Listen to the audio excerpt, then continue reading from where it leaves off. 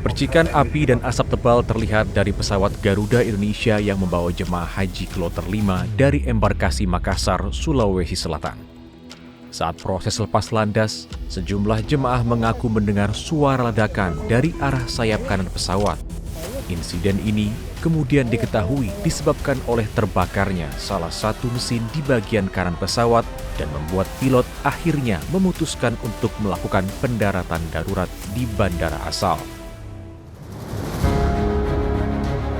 Pada tanggal 15 Mei lalu, sekitar pukul setengah 4 sore waktu Indonesia Tengah, sebanyak 450 jemaah haji diberangkatkan melalui Bandara Internasional Sultan Hasanuddin Makassar.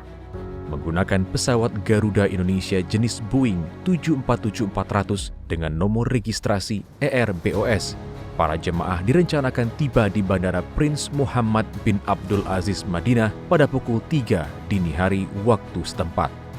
Namun, akibat insiden kebakaran mesin ini, keberangkatan jemaah tertunda dan berdampak pada rangkaian ibadah lainnya. 450 jemaah tersebut baru diberangkatkan kembali sekitar pukul 22 waktu Indonesia Tengah dengan armada Garuda lainnya. Komisi 8 DPR menegur keras maskapai plat merah ini. Garuda harus segera menyelesaikan sengkarut ini dan jangan sampai jemaah menjadi korban lagi. Kementerian Agama juga harus serius dalam memastikan keamanan dan keselamatan para jemaah. Kita mendesak kepada pihak Garuda untuk serius ya, karena implikasi dari keterlambatan keberangkatan tersebut adalah juga termasuk masa tinggal nanti di Madinah. Pasti itu akan berpengaruh terhadap ibadah calon jemaah haji yang akan melaksanakan arba'in di Madinah gitu. Nah, karena itu kami tentu sangat mendesak ya kepada pihak Kementerian Agama untuk bukan saja memberikan teguran keras ya, tetapi juga harus dievaluasi total. Bukan hanya itu, karut-marut pemberangkatan haji juga terjadi di embarkasi dan kloter lainnya.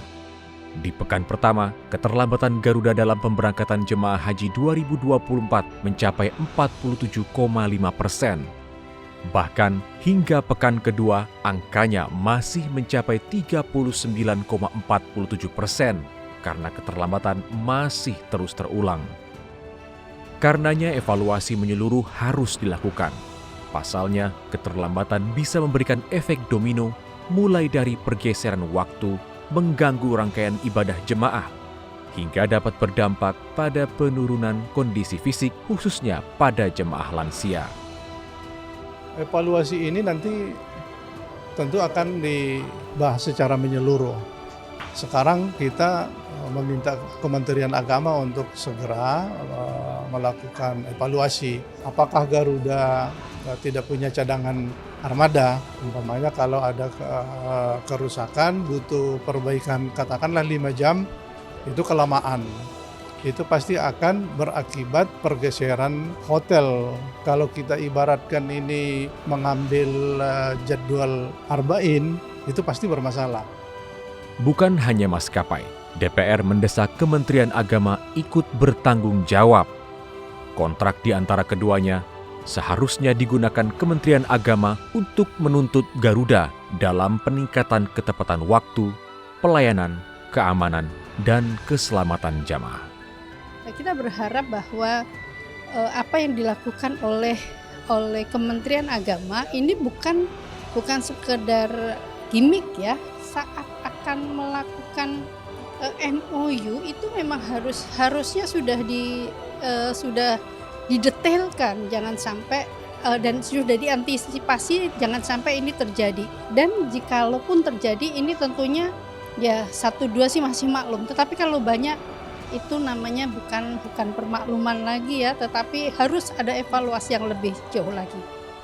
Tim redaksi TVR Parlemen melaporkan.